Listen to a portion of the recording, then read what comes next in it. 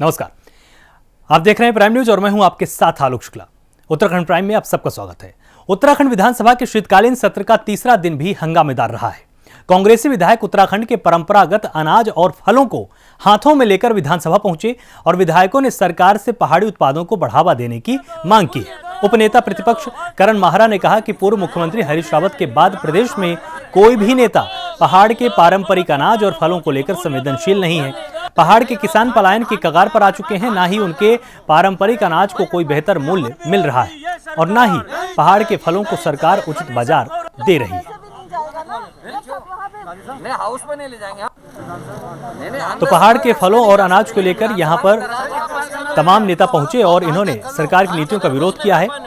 इनका कहना है कि लगातार सरकार जो स्थानीय उत्पाद हैं, पहाड़ी उत्पाद हैं, उन पर ध्यान नहीं दे रही है और बाहर से आयात करके यहां पर लगातार जो बागवानी करने वाले किसान हैं उनको हतोत्साहित किया जाता है, उनको सही कीमत नहीं मिल रही है।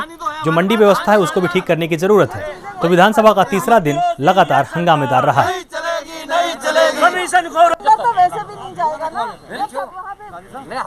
झारखंड से आके व्यक्ति ने जो उन पर आरोप लगाए और कुछ बैंक अकाउंट्स दिए थे, उसको लेके पेन ड्राइव हमने विधानसभा में दी थी। उसके आज तक कोई समिति गठित थी उसके परीक्षण के लिए।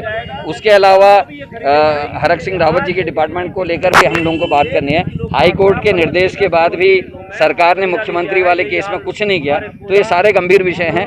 बेटी पढ़ाओ बेटी बचाओ का नारा देने वाली सरकार के विधायकों पर, इनके संगठन के बड़े पदाधिकारियों के ऊपर आरोप लगे, लेकिन आज तक भी कोई कार्रवाई नहीं हुई। और जब देहरादून के बड़े पुलिस ऑफिसर ने उस केस को यहाँ से अलग जगह डाइवर्ट किया तो उस पुलिस अधिकारी का भी ट्रांसफर कर दिया जाता है। तो ये अपने आप में साबित करता है कि सरकार एक संदेश दे रही है कि चाहे वो प्रशासन का कोई अधिकारी, चाहे पुलिस, चाहे कोई नेतृत्व अगर उनका विरोध करेगी तो उसके खिलाफ ये कोई भी कार्रवाई करने के लिए तैयार है। लेकिन अपने नेताओं के खिलाफ, अपने पार्टी के सपोर्टर्स के खिलाफ ये कोई भी कार्रवाई नहीं करेंगे, चाहे वो कितना भी बड़ा जघन्य अपराध कर दें। तो उत्तराखंड विधानसभा के शीतकालीन सत्र का तीसरा दिन भी संपन्न हो गया। इस दौरान कांग्रेस के विधायकों ने हाथों में पहाड़ी उत्पादों को रखकर सरकार के खिलाफ जमकर विरोध प्रदर्शन किया। कांग्रेस ने सरकार से पहाड़ी उत्पादों को बढ़ावा देने की मांग की है। वहीं सदन के भीतर विपक्ष ने भ्रष्टाचार समेत विभिन्न मुद्दों को सदन में उठाया। इस दौरान सरकार ने कुल 6 विधेयक भी पारित कराए। संसदीय कार्य मंत्री मदन कौशिक ने बताया कि विधानसभा के पटल पर कुल 6 विधेयक रखे गए, जिन सभी विधेयकों को पारित करा दिया गया।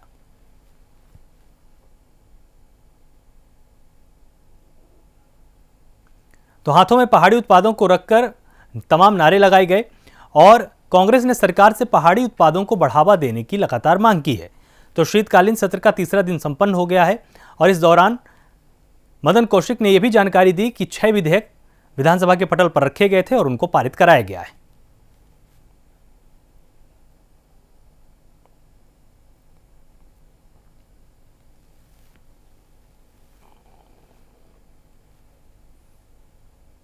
सदन में प्रश्नकाल हुआ। प्रश्नकाल के बाद शून्यकाल और कार्य स्थगन का लगभग आधा पार्ट हो गया है। कार्य स्थगन के रूप में प्रीतम सिंह पंवार जी ने लॉकडाउन के समय जो ढाबे वाले, होटल वाले जो बंद थे, उनके पानी के बिल से संबंधित बताया कि उसको सरकार माफ़ करे। सरकार ने अवगत कराया कि उस समय हमने जो ईयरली बढ़ोतरी होती है उसमें 6% की कमी की है। साथ साथ हमने मार्च से लगाकर और 3 महीने तक उसको एक्सटेंड किया कि यदि कोई देगा तो उसका विच्छेदन नहीं किया जाएगा बिल के आधार पर।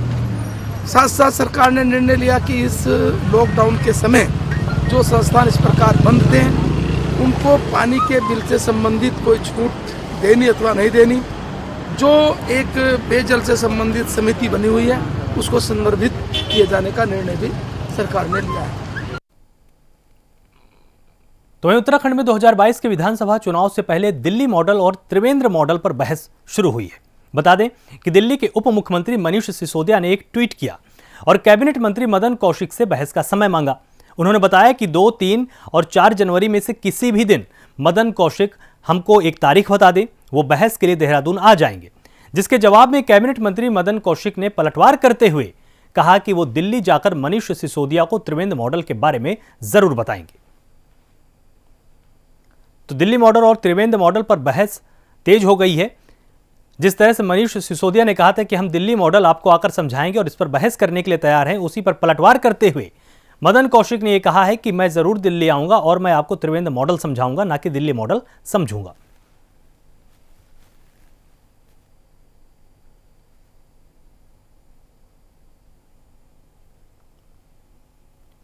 कोई भी हम जब वो कहें दिल्ली में हमें बताएं, हम दिल्ली में उसी समय पहुंच जाएंगे और जहां वो चाहेंगे बड़े मैदान में, हम मैदान में बैठकर अपने सारी सरकार की नीति हम उनको बताएंगे कि हम कितनी योजनाएं चला रहे हैं, उसमें कोई हमें दिक्कत नहीं है। सदन उत्तराखंड मॉडल आप उन्हें बताएंगे? उत्तराखंड मॉडल में जो हमने कहा सदन बढ़ा रहे हैं सर एक दिन और, या सदन कितने बढ़ेगा? तो वहीं डोईवाला में बीजेपी संगठन के नवनियुक्त पदाधिकारियों के सम्मान में कार्यक्रम का आयोजन किया गया, जहां नए पदाधिकारियों को सम्मानित किया गया। बीजेपी नगर मंडल इकाई ने युवा मोर्चा जिलाध्यक्ष प्रदीप नेगी, महिला मोर्चा की नेता ममता नयाल, चंद्रकला ध्यानी और अनुसूचित जाति के पदाधिकारियों का भव्य स्वागत किया गया। कार्यक्रम में बड़ी संख्या में बीजेपी नेताओं के साथ कार्यकर्ताओं ने शिरकत की। इस दौरान बीजेपी नेताओं और कार्यकर्ताओं ने 2022 में फिर से बीजेपी की सरकार बनाने का संकल्प लिया है। तो 2022 में फिर से बीजेपी की सरकार बनाने का संकल्प लिया गया और बीजेपी के नए पदाधिकारियों के सम्मान में कार्यक्रम रखा गया। अब इनको नई जिम्मेदारियां दी जाएंगी ताकि बूथ स्तर तक पूरे के पूरे संगठन को मजबूत बनाया जा सके और सरकार की जो भी योजनाएं हैं उनसे भी जनता को रूबरू करवाया जाए।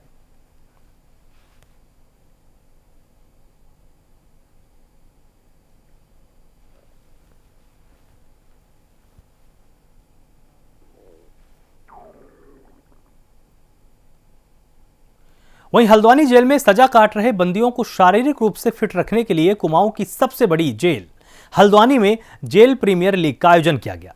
जेल के वरिष्ठ जेल अधीक्षक मनोज आर्य की पहल पर जेल प्रीमियर लीग का आयोजन किया गया है, जिसमें जेल में बंद कैदियों द्वारा 8 टीमें बनाई गई। वरिष्ठ जेल अधीक्षक ने यह बताया है कि ग्रीष्मकालीन और शीतकालीन खेलों का आयोजन जेल परिसर में अक्सर होता ही रहता है। इसी क्रम में इस समय जेल परिसर में शीतकालीन खेलों के अंतर्गत जेल प्रीमियर लीग का आयोजन किया गया है, जिसमें से 8 टीमों के बीच रोजाना मैच होंगे और जनवरी के प्रथम सप्ताह में जीपीएल का फाइनल मैच खेला जाएगा। खेल का मकसद बंदियों को शारीरिक और मानसिक रूप से फिट रखना है ताकि उनके मन में अच्छा विचार आ सके।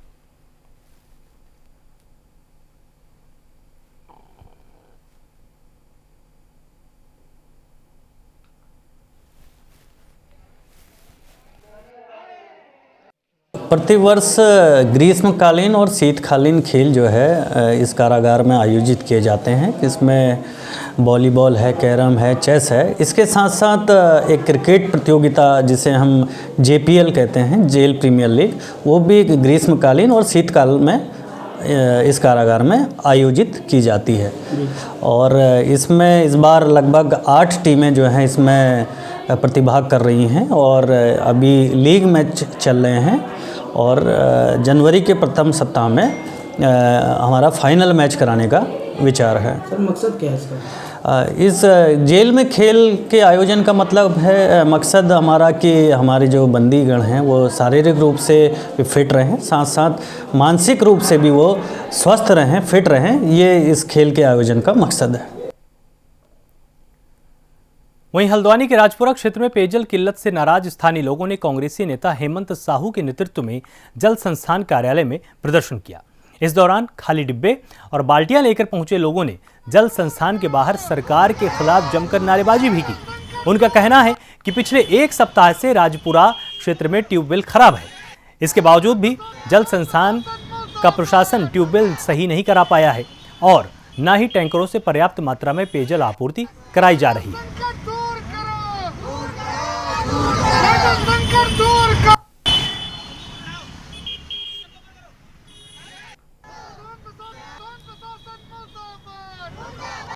स्थान प्रशासन लगातार हर मामले में विफल होता जा रहा है। राजपुरा क्षेत्र पेयजल संकट व्याप्त है। जल संस्थान आंख बंद करे बैठा है, न टैंकर से पानी की सप्लाई करवा पा रहा है, न समय से ट्यूबवेल को ठीक करा पा रहा है। तो ऐसे में जनता भटक रही है। 2-2, 3-3 किलोमीटर दूर छोटे छोटे बच्चे, महिलाएं पेयजल के लिए इधर उधर ठोकर खा रहे हैं और जल संस्थान बिल्कुल मार्गदर्शक बना हुआ है। हम जल संस्थान को जगाने के लिए आए। हम मांग कर रहे हैं तत्काल पेयजल संकट को दूर करने के लिए जल संस्थान प्रशासन उचित कदम उठाए। साथ ही साथ मांग कर रहे हैं कि बेहतर गुणवत्ता की मोटर लगाई जाए ताकि जो बार बार ट्यूबवेल बिक रहा है उसमें अंकुश लगाया जा सके, वरना जनता का सब्र का बांध टूटेगा और जल संस्थान में बहुत बड़ा प्रदर्शन करने के लिए मजबूर होंगे।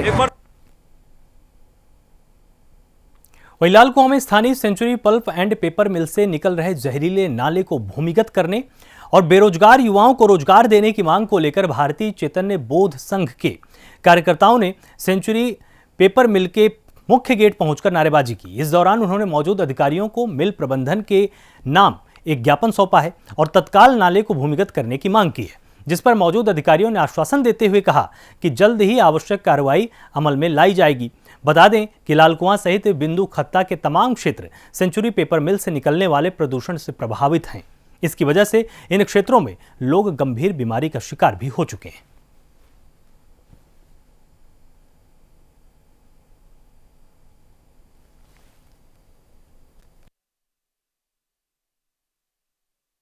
जो स्थानीय बेरोजगार हैं उन लोग को रोज़गार मिले। सेंचुरी जो है उसने पहले ही लिख के दिया है कि 70% हम स्थानीय युवाओं को बेरोजगारों को रोज़गार देंगे, लेकिन इसमें कोई सुनवाई नहीं है। ये बाहर के लोगों को यहाँ पे नौकरी मिलती है, बेरोजगार यहाँ के स्थानीय बेरोजगार जो हैं उनको नौकरी नहीं मिलती है, वो लोग बेरोजगार हैं और उनको गलत कामों में बाध्य हैं। आज युवा नशा क्यों करता है, पढ़ा लिखा युवा जो है गलत काम क्यों करता है? क्योंकि उसको रोज़गार की तलाश में रोज़गार नहीं मिलता और इसलिए वो गलत काम में वो होता है। यही है कि आप जो हैं स्थानीय युवाओं को रोज़गार दीजिए, 70% जो है आपका उसमें स्थानीय युवाओं को, ताकि यहाँ के जो युवा हैं, पढ़े लिखे युवा या फिर जो भी युवा हैं, उनको रोज़गार मिले।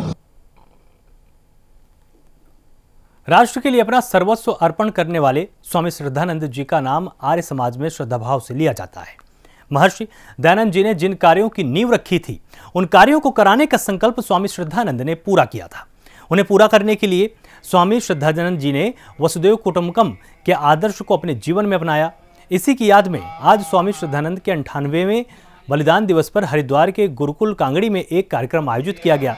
कार्यक्रम में गुरुकुल कांगड़ी विश्वविद्यालय के कुलपति रूप किशोर शास्त्री और गुरुकुल के विभाग अध्यक्ष सत्येंद्र राजपूत शामिल हुए।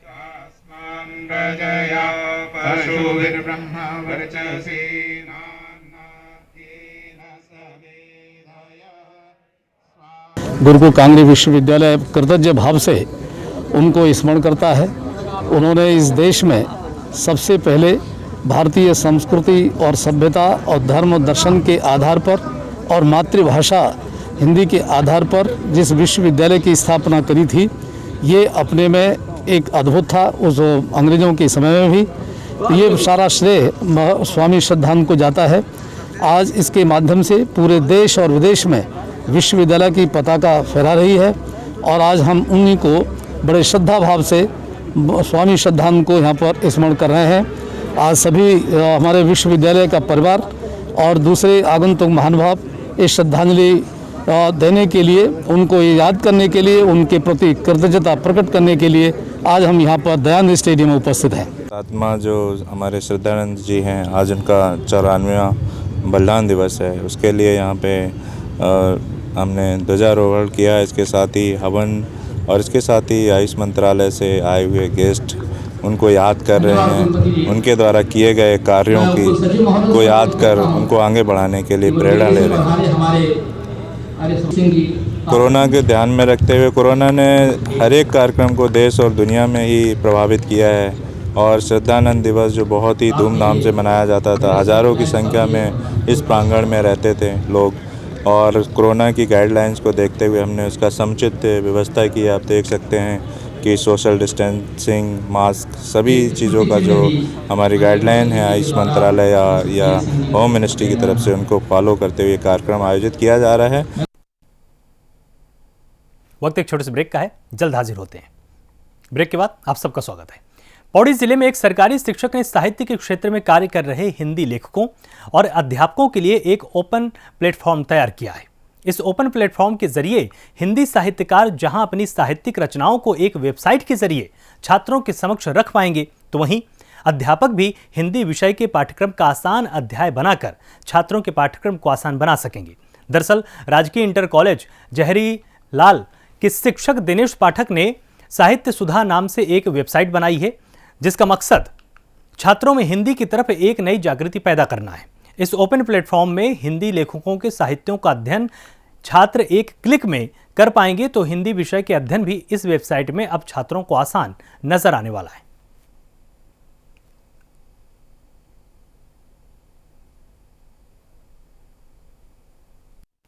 सुधा.in के नाम से वेबसाइट आज हमने लॉन्च करवाई है। आदरणीय अपर निदेशक माध्यमिक शिक्षा गढ़वाल मंडल श्री महावीर सिंह बिष्ट जी ने इसका उद्घाटन आज किया है। इसका मुख्य उद्देश्य जो है, ये एक ओपन प्लेटफॉर्म हमने दिया है हिंदी साहित्य के लेखकों और अध्यापकों को। हिंदी साहित्य के जो लेखक हैं वे तो अपनी रचनाएं इसमें डाल ही सकते हैं, साथ ही हमारा प्रयास ये है कि जो हिंदी विषय से जुड़े अध्यापक हैं वो हमारे विद्यालय के बच्चों के लिए अलग अलग विषयों पर, जो हिंदी विषय की अलग अलग चीज़ें उन पर अध्याय बना करके, लेसन बना करके इसमें डाल सकें, जिससे छात्र भी लाभान्वित हो सकें। पत्रिका का उद्घाटन किया गया और सबसे पहले जो हमारे शिक्षक हैं श्री दिनेश चंद्र पाठक, ये उनके प्रयास से संभव हो सका है। मैं अपने शिक्षा विभाग के सभी शिक्षकों और छात्र छात्राओं से अनुरोध करूंगा कि वो साहित्यसुधा.in में अपने विचारों को शेयर करें, अधिक से अधिक शेयर करें। उनके मन में चाहे कविता हो, चाहे लेख हो, चाहे व्यंग हो, जो भी उनके समझ में आता हो वो इस प्लेटफॉर्म में जाएं और इस साहित्यसुधा.in में शेयर करें, और इससे जो है अधिक से अधिक लोगों तक उनकी बातें पहुंच पाएंगी। जोशीमठ का औली पर्यटन स्थल जहां लोगों के आकर्षण का केंद्र है, वहीं हिमालयी श्वेत धवल चोटियों के लिए दीदार करने के लिए पर्यटन विभाग के जरिए दर्जन भर व्यू पॉइंट बनाए गए, लेकिन रख रखाव न होने के चलते व्यू पॉइंट शराबियों का अड्डा बन चुका है। तस्वीरों में देखकर अंदाजा लगाया जा सकता है कि कैसे यहां शरारती तत्वों ने अपना जाल फैलाया हुआ है। इन दिनों यहां पर्यटकों की आमद बढ़ गई है, लेकिन यहां शराब की खाली बोतलें और नमकीन की खाली पैकेट सहित प्लास्टिक कूड़ा पसरा हुआ है, जिसकी सुध लेने वाला कोई भी नहीं है।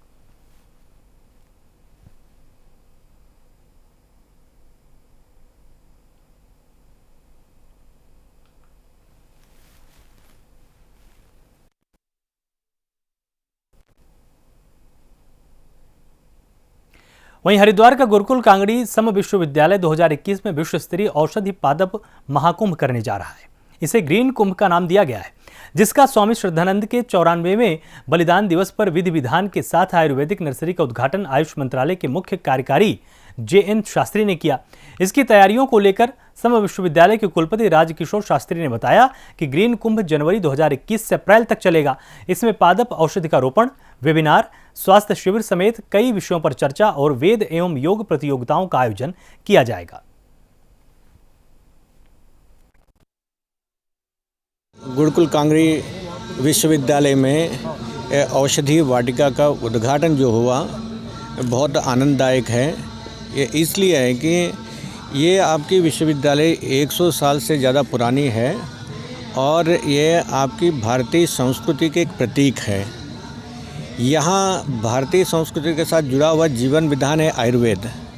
ये आयुर्वेद में जो जड़ी बूटी जुड़े हुए हैं, यहाँ आज उद्घाटन करते वक्त 100 से ज़्यादा स्पीशीज़ जो प्रजातियाँ जो हैं यहाँ लाया गया और आगे और भी लेके आने वाले हैं। इसमें राष्ट्रीय पादप बोर्ड जो है अपनी सहयोग ज़रूर देगी और इसमें एक नर्सरी भी आगे करने के लिए मैं आज इनको बताया था।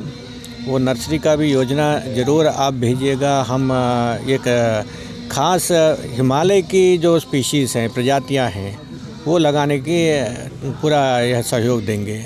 जो कि स्वामी श्रद्धानंद जी के द्वारा स्थापित है तो 118 साल पहले, और आज उनका ये 94वां बलिदान दिवस है। और आज बलिदान दिवस के उपलक्ष्य में आयुष मंत्रालय के CEO साहब शास्त्री जी, प्रोफेसर जोशी जी जो आयुर्वेद विश्वविद्यालय के वाइस चांसलर हैं, और पूरे विश्वविद्यालय परिवार के द्वारा आज इस औषधि वाटिका का उद्घाटन किया गया है। और हमने ये भी एक कार्यक्रम बनाया है कि इस हरिद्वार जो तीर्थ नगरी है, यहाँ कुंभ का भी आयोजन अगले वर्ष हो रहा है, और हमने भी विश्वविद्यालय की ओर से एक औषधि पादप महाकुंभ का आयोजन किया है। आज हम लोगों का दायित्व और बढ़ गया है। मैं समझता हूँ कि हम लोग, ये आयुष प्रदेश है उत्तराखंड, और उत्तराखंड के माध्यम से हम जड़ी बूटियों का प्रदेश हम लोग इसको कहते हैं। और आज एक ये बहुत बड़ी शुरुआत गुरुकुल कांगड़ी विश्वविद्यालय में भी हुई है। और ऐसा ही विचार हम लोगों ने समस्त जितने भी विश्वविद्यालय हैं उत्तराखंड के, उन सभी में हर्बल गार्डन लगाने की हम लोगों ने पहल की है। दून विश्वविद्यालय और उत्तराखंड आयुर्वेद विश्वविद्यालय में भी हम लोग ऐसे हर्बल गार्डन लगा रहे हैं। ऐसा ही महर्षि चरक अंतर्राष्ट्रीय शोध संस्थान जो कोटद्वार में खुल रहा है 17.5 हेक्टेयर में भी, उसमें भी हर्बल गार्डन और ये रिसर्च सेंटर जड़ी बूटियों से संबंधित है। तो कोरोना काल में लोगों ने आयुर्वेद की महत्ता को स्वीकारा है और उसके लिए हमें अभी और बहुत सारी तैयारी करनी है। मैं समझता हूँ कि जो भविष्य है चिकित्सा का वो इन जड़ी बूटियों में है, आयुर्वेद में है, योग में है और वैदिक चिकित्सा पद्धतियों में है। तो वहीं रुद्रपुर की रमपुरा चौकी पर पथराव करने वाले मामले में पुलिस ने 8 नामजद आरोपियों के साथ 25 अज्ञात लोगों के खिलाफ मुकदमा दर्ज कर लिया है। पुलिस ने कार्रवाई करते हुए 6 आरोपियों की गिरफ्तारी भी की है। और बता दें कि 21 दिसंबर की देर रात 2 गुटों में हुए विवाद के बाद कुछ लोगों ने रमपुरा चौकी में पथराव किया था और उसके बाद से पुलिस ने एक्शन लिया है।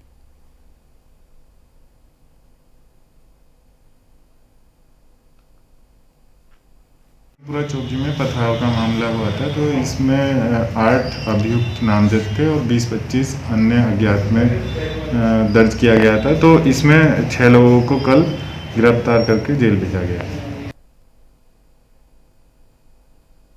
अगली खबर जोशीमठ से है, जहां आग लगने से जंगलों को भारी नुकसान हुआ है।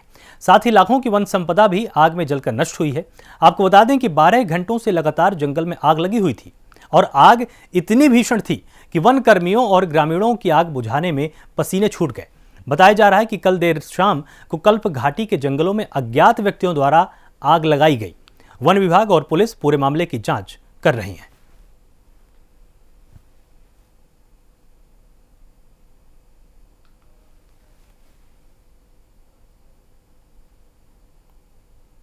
तो वहीं रुड़की के बेलड़ा गांव में प्रशासन की टीम ने तालाब की भूमि पर किए गए अतिक्रमण को आज हटवाना शुरू कर दिया है, जिसके चलते तालाब की भूमि पर अतिक्रमण कर की जा रही खेती पर भी प्रशासन ने ट्रैक्टर चलवा दिया है।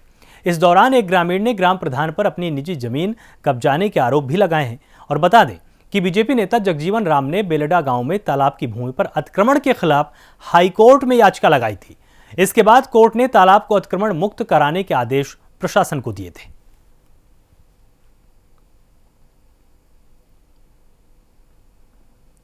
न्यायालय में ये मामला चल रहा है रिट पिटीशन के माध्यम से, जिसमें ये मामला है कि जौहर की जो भूमि है उस पर अतिक्रमण चल रहा है। माननीय उच्च न्यायालय के निर्देश हैं कि जो भी अतिक्रमण है वो पैमाइश के माध्यम से पता चल जाए कि कौन सा अतिक्रमण है और उसको हटा दिया जाए। तो वही कार्रवाई चल रही है। सर, कुछ ग्रामीणों का आरोप है कि उनकी जमीन जा रही है, खेत की जमीन है, उनकी दादा लाई जमीन है, इसमें क्या करना चाहिए? तो जैसे ये मामला हमारे संज्ञान में आता है और हमें ज्ञात होता है कि जिनके संक्रमणीय अधिकार हैं या अधिकार हैं तो उनकी ज़मीनें नहीं छीनी जाएंगी, और अगर ऐसा कोई मामला है तो उस पर कार्रवाई। प्रधान छीना हमारी ज़मीन, क्यों छीन रहा? बिना वजह हमारी बिना वजह ज़मीन है, हम छीनने नहीं देने के प्रधान को ज़मीन बनी। अधिकारियों को क्या करना है? बस यही कहो कि हमारी ज़मीन बचा लो। फिलहाल उत्तराखंड प्राइम में सिर्फ इतना ही, लेकिन आप लगातार जुड़े रहिए प्राइम न्यूज़ के साथ। नमस्कार।